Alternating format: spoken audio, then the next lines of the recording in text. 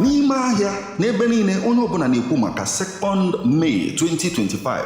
Kedu ife na-eme na 2nd May 2025? Nwunye m, on Friday bụ 2nd May 2025 ka the chairman, ndị executive ya na ndị niile na-azụ afịa n'ime Relief Market Ogbaru na-akpọkọ ọhaneze maka emume 40 years anniversary celebration.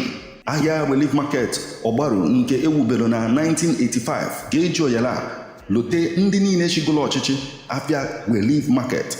A ga-enwekwa installation of new patrons wee nyekwazie award maka ndị niile gbagoro mbọ maka ọganiru afịa Relief Market.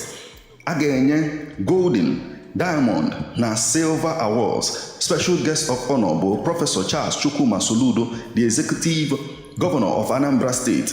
Guest of honor Somtochukwu Udeze, Speaker, Anambra State House of Assembly. Lote na ọ ga-adị mee na Friday bụ 2nd day of May 2025 na Relief Market. Chief Ndubisi Ochogu, Chairman Relief Market, wetelu gị ozi a. For more information, kpọọ Chief Bokno Agụ na 09077590823.